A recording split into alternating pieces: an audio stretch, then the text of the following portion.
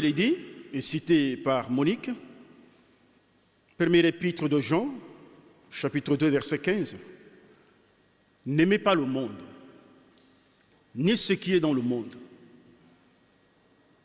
Celui qui aime le monde, l'amour de Dieu n'est pas en lui. » Mais c'est quoi le monde? Pourtant, il est dit que Dieu a tant aimé le monde qu'il a donné son Fils unique, afin que quiconque croit en lui ne périsse pas, qu'il ait la vie éternelle.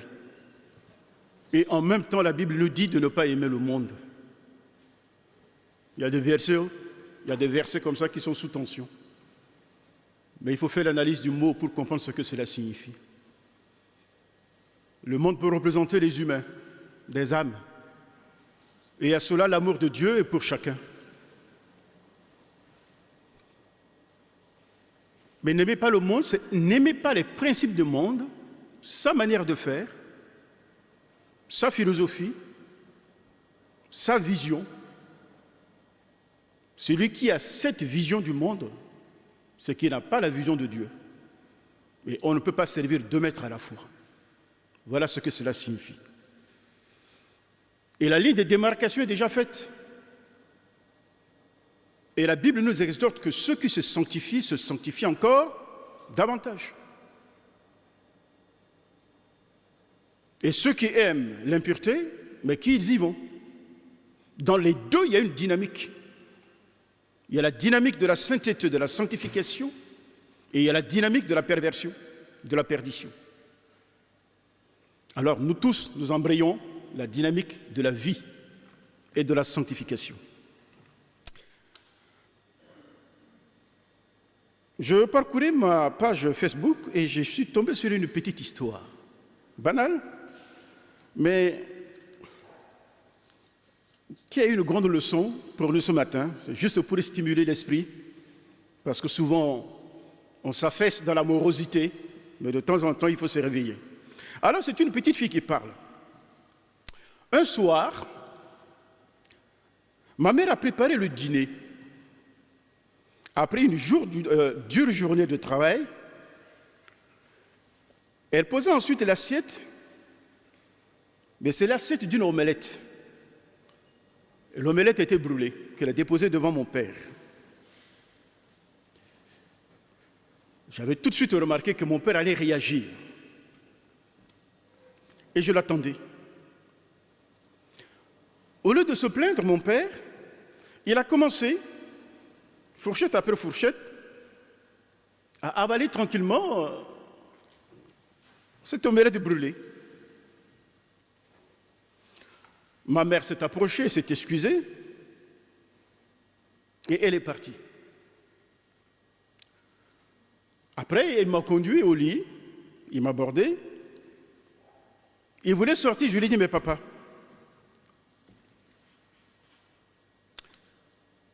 est-ce que c'est vraiment tu as aimé cette omelette-là?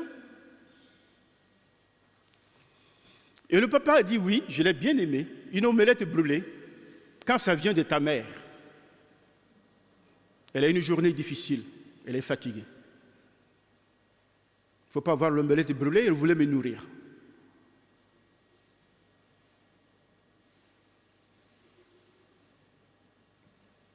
Je ne voulais pas la blesser. Vous savez, des petits détails font la nuance de la vie. Parfois, nous ne regardons pas l'intention que pousse quelqu'un à poser un acte en face de nous. L'acte peut être maladroit, mais l'intention peut être bonne. Et c'est à ce niveau-là que nous devons, nous, en tant qu'enfants de Dieu, apprécier les choses. Voilà, ceci étant dit, on va lire notre texte. Nous poursuivons avec Clémence une trajectoire que le Saint-Esprit nous conduit pour vous, même s'il y a de redites. C'est la meilleure des pédagogies. Le premier texte est dans Jean, chapitre 15.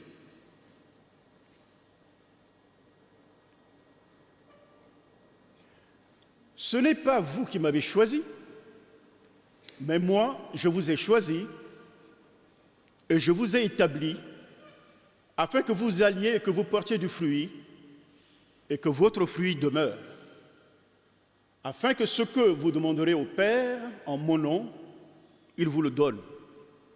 Continue, Gérard. Voilà, mais si on peut s'arrêter là, si tu veux. Un autre texte. Voilà, il est revenu dessus, on y va. Si vous appartenez au monde, le monde aimerait ce qui lui appartient. C'est ce dont on parlait tout à l'heure. Mais vous n'appartenez pas au monde. Je vous ai choisi du milieu du monde, c'est pourquoi le monde vous déteste. Est-ce que vous savez que le monde vous déteste? Rappelez-vous la parole que je vous ai dite. Un serviteur n'est pas plus grand que son maître. S'ils m'ont persécuté, ils vous persécuteront aussi. S'ils ont obéi à ma parole, ils obéiront aussi à la vôtre. Alors un dernier, Colossiens.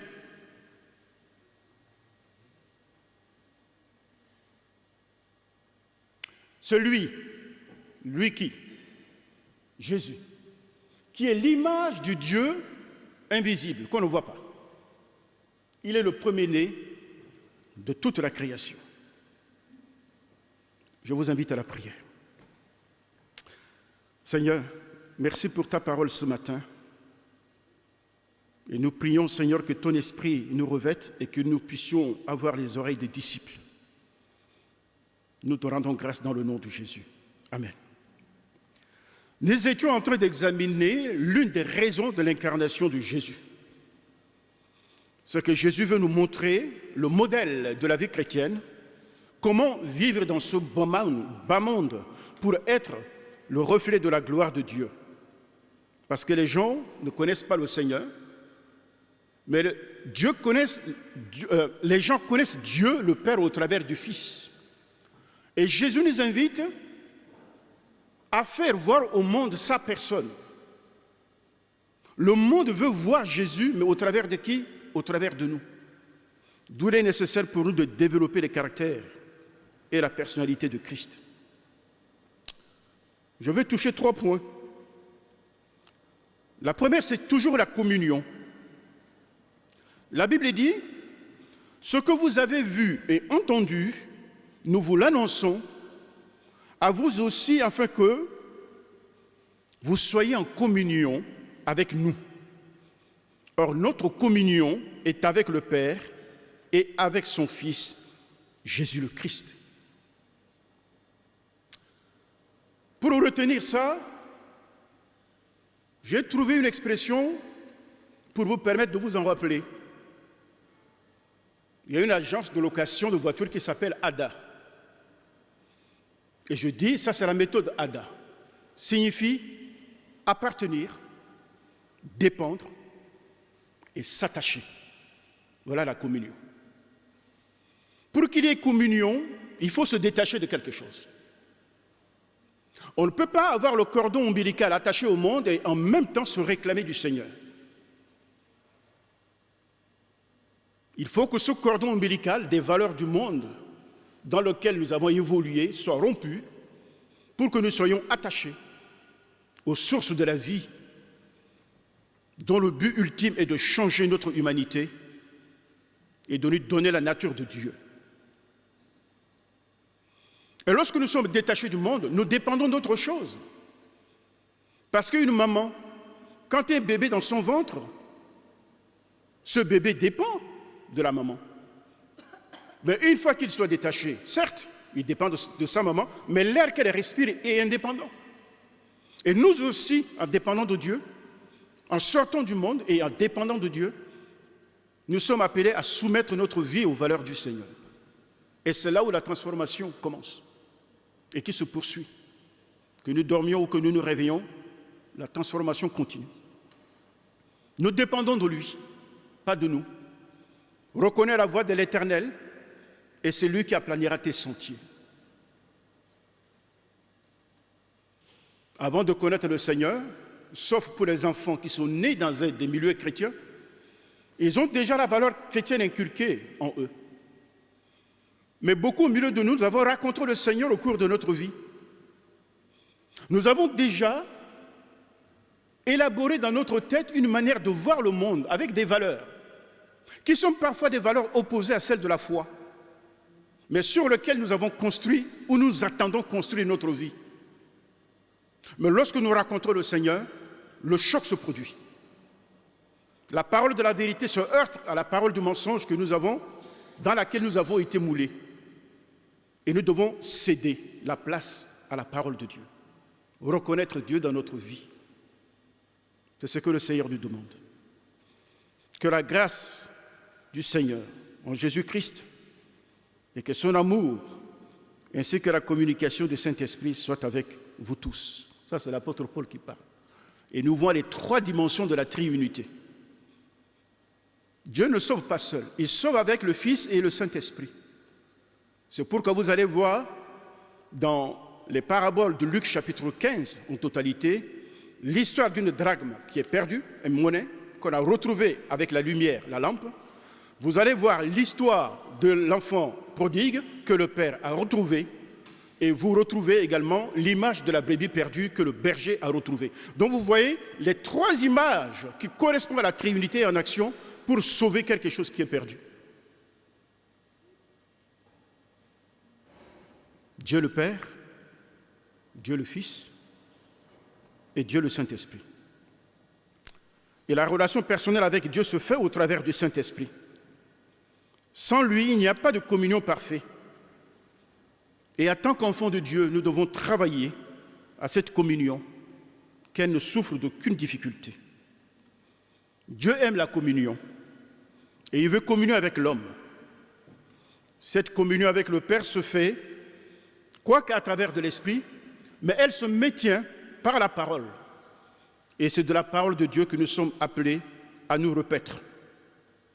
Oui, il est heureux ou heureuse celle que tu as choisie et que tu admets en ta présence. Nous nous rassasierons du bonheur de ta maison et de la sainteté de ton temple. Psaume 65, verset 5. Mais malheureusement, souvent, ceux qui se disent Seigneur, Dieu, ne demeurent pas dans le parvis de Dieu en permanence. Certains habitent dans le parvis des plaintes, d'autres dans les parvis de critiques, d'amertume, de la haine, de rébellion, d'égoïsme. Ce sont les ombres sur lesquelles il convient de s'élever pour vivre une vie de sainteté avec Dieu dans la louange. La pesanteur de la terre nous tire, mais nous, avec le souffle de l'Esprit, nous devons nous élever pour être au-dessus. Le poids de l'avion le tire vers le bas, mais la puissance qui est dans l'avion, qui le pousse à s'élever au-dessus des airs, est beaucoup plus forte que la puissance qui l'attire vers le bas pour lui permettre de rester en hauteur. Et la puissance qui agit en Jésus, ressuscité, est celle qui est en nous, qui nous pousse au-delà de toute contingence. La pesanteur qui nous tire vers le monde, la puissance de Dieu nous tire vers le haut et il nous maintient en équilibre. Et ça, il faut y travailler et il faut y être disponible. La deuxième dimension de la communion, c'est la communication. Mais si nous marchons dans la lumière, et comme Dieu en lui-même est la lumière, nous sommes mutuellement en communion les uns avec les autres, et le sang de Jésus-Christ nous purifie de tout péché. Très important là. Ça, c'est la dimension de la communion collective. Si chacun est avec le Seigneur attaché et qui marche dans la lumière, nous sommes mutuellement dans la lumière. On a la même valeur. On a les mêmes objectifs. On va dans la même direction. Et il s'ensuit un bénéfice. C'est quand nous sommes mutuellement en communion, sans ombre, que le sang de Jésus-Christ nous purifie.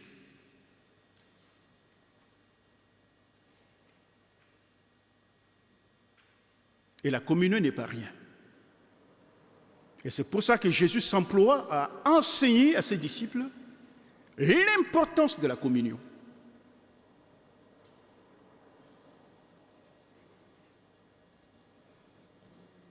Et je crois que le degré de communion autour de Jésus s'il est question de prendre des images,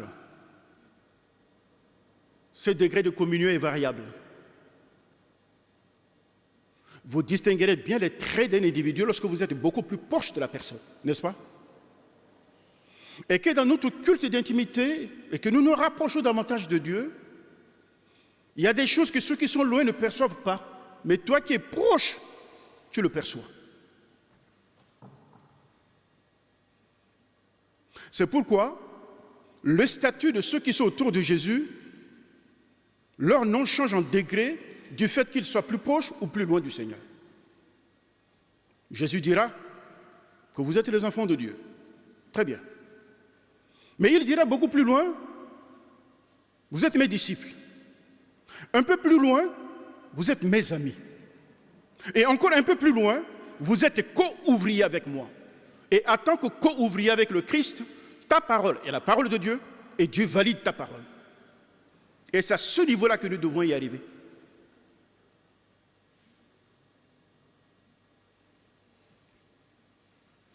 La deuxième des choses, c'est la connaissance de sa volonté. Dans Deutéronome, il est dit, placez sur votre cœur et dans votre être les paroles que je vous donne, pour ne pas les oublier. Vous les attacherez sur votre bras et sur votre front. Vous les enseignerez à vos enfants. Vous leur en parlerez quand vous serez assis chez vous ou quand vous serez en route, quand vous vous coucherez et quand vous vous leverez. Vous les écrirez sur les montants des portes de votre maison et sur les portes de vos villes. Waouh! Ça, c'est Dieu qui parle aux Israélites en leur donnant cette instruction. Et l'apôtre Paul va le reprendre un peu plus loin. Ce que je voulais dire, c'est que la vie des enfants d'Israël était liée à la parole. Et l'apôtre Paul exhorte les chrétiens de notre temps dans le même sens. Et nous le retrouvons dans Colossiens chapitre 3, verset 16, qui dit ceci, je cite, « Que la parole du Christ habite au milieu de vous, comment? Avec abondance. » Normalement, le terme signifie surabondance. C'est-à-dire, tu remplis la bouteille est remplie et elle commence à déborder. C'est dans ce sens-là. On ne va pas se plaindre que la parole de Dieu habite abondamment au milieu de nous. Dites-moi. Ah oui. Regardez les endroits où le Seigneur a parlé. Quand tu te lèves, la parole est là. Quand tu te couches, la parole est là. Quand tu manges, la parole est là. Quand tu te promènes, la parole est là. Tu le mets dans ton cœur, tu le mets dans celui de tes enfants et de génération en génération. Le faisons-nous? Ah ouais. Excusez-moi, mais je ne prends jamais quelqu'un au contre-pied. Mais il faut que je le dise. Ah ouais. Ah, trop de paroles, trop de paroles. Ça dépend. S'il y a trop de paroles à la télé, la télé parle pour ne rien dire, mais s'il y a la parole dans la parole de Dieu, c'est que Dieu, quand il parle, c'est pour dire quelque chose. Lequel de ces paroles nous aimons, nous répète?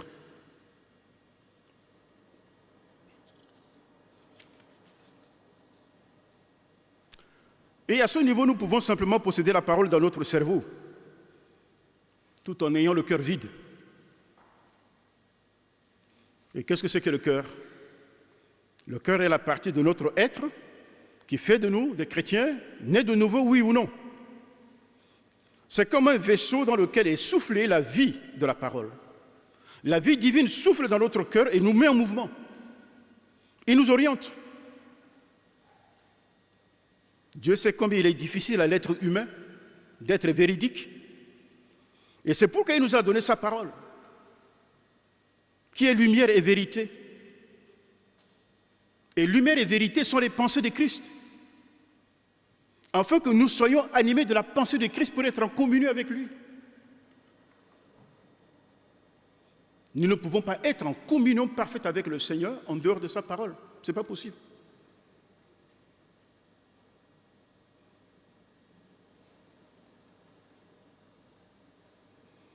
La parole de Dieu qui est vérité est l'antidote du mensonge, dans lequel notre esprit a pétri et qui nous conduit parfois à la désobéissance.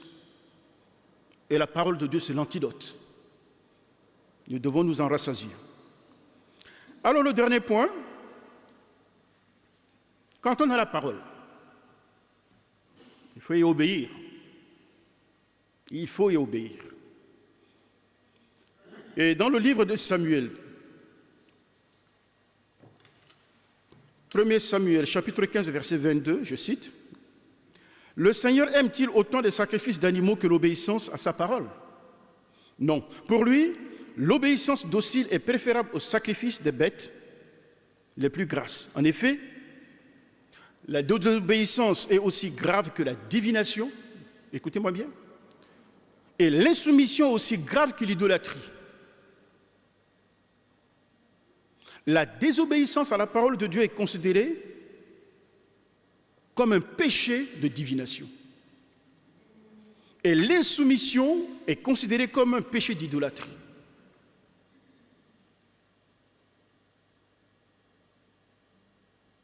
C'est pour dire combien nous sommes appelés à développer l'esprit d'obéissance pour ne pas tomber dans cet état d'esprit pour nous rendre coupables devant la justice de Dieu. Et si on est dans un esprit d'obéissance, deux choses sont à remarquer. Quand on est obéissant, on ne réchigne pas sur le sacrifice. Et qu'est-ce que c'est que le sacrifice? Le sacrifice, c'est le fait de rendre sacré, de rendre saint quelque chose, soit par une offrande rituelle à la divinité, mais cette offrande ou ce sacrifice est caractérisé par une destruction. Quand on offre un sacrifice à Dieu dans les temps bibliques, Dieu accepte le sacrifice en y envoyant le feu. Et si vous dites, Seigneur, je te donne ma vie, vous acceptez de vous donner votre vie en sacrifice, n'est-ce pas? Mais ne soyez pas étonnés que le feu tombe sur votre vie. Le feu du ciel va y tomber pour nettoyer, pour purifier le rôle du feu, la présence de Dieu. Le feu n'est pas pour nous détruire. Le feu, pour les enfants du Seigneur, c'est pour les purifier, comme de l'or. Elle demande le renoncement à soi. Et qui dit renoncement, dit privation volontaire. Seigneur, je me prive de ça parce que je t'aime et que je vais laisser place à ta présence. Renoncement qui nous conduit à nous conformer à l'Esprit du Seigneur. D'où ce puissant texte que tout le monde connaît, de Romains 12, chapitre 2. Ne vous conformez pas au siècle présent, mais soyez transformés par le renouvellement de l'intelligence, afin que vous discerniez quelle est la volonté de Dieu, ce qui est bon, agréable et parfait. Et dans la parole de Dieu, il était question aussi d'un sacrifice. Mais un sacrifice de louange. Qu'est-ce que c'est que le sacrifice de louange? Généralement, un sacrifice nous coûte, n'est-ce pas? On n'a pas envie de le faire spontanément. On le fait par obéissance. Mais quand Dieu parle de sacrifice de louange, ce n'est pas des louanges que je donne à Dieu quand tout va bien dans ma vie, puisque le nom signifie sacrifice de louange.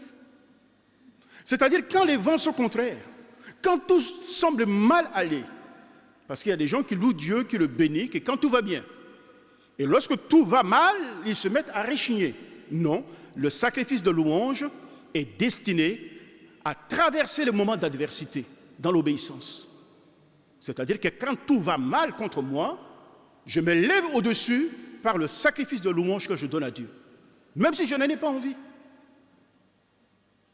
C'est pourquoi David dit, « Mon âme, réveille-toi et loue l'Éternel. » C'est-à-dire son âme n'a pas envie. L'adversité partout. Mais je n'ai pas envie. Mais ma volonté humaine se lève pour dire que tiens, toi, lève-toi, loue l'Éternel. Et quand vous le faites, vous allez voir qu'au bout d'un certain temps, la force de Dieu vous revient. Et vous auriez traversé glorieusement une situation d'adversité. Un autre, c'est le sacrifice de notre temps. Rends-nous sages, Seigneur, afin que nous apprenions à compter nos jours et à orienter notre cœur dans la sagesse. Ah oui, le temps. Le temps. Dans le monde, les gens disent que time is money. Le temps, c'est de l'argent. Et c'est d'après leur philosophie. Mais nous, dans le Seigneur, le temps, c'est quelque chose. Voilà, Dieu nous invite ce matin à habiter avec lui, dans son parvis. C'est là où nous pouvons trouver la joie et la consolation. Et que quelles que soient les circonstances, Dieu est plus grand que l'état de nos cœurs. Aujourd'hui, le temps est pluvieux, il n'y a pas de soleil. Ce n'est pas parce que le ciel est comme ça que nous pouvons déduire qu'il n'y a pas de soleil. Non, le soleil derrière les nuages. Et dans les nuages de nos vies, le Seigneur est toujours là. Attendez-vous à lui. Son amour est pour nous. Voilà, que le Seigneur vous bénisse. Une petite parole d'exhortation. Pour vous avouer que ce matin, je n'ai pas envie de prêcher, je vous avoue. Il y a des amis qui ont prié pour moi parce que je sens une lassitude sur le plan moral et sur le plan spirituel. Et dans votre culte personnel, pensez à moi et à ma famille, priez pour nous, parce qu'on a besoin d'avoir de l'énergie. Nous sommes rentrés dans notre zone de turbulence, mais tout seul, on ne s'en sortira pas. Voilà, je vous invite à la prière.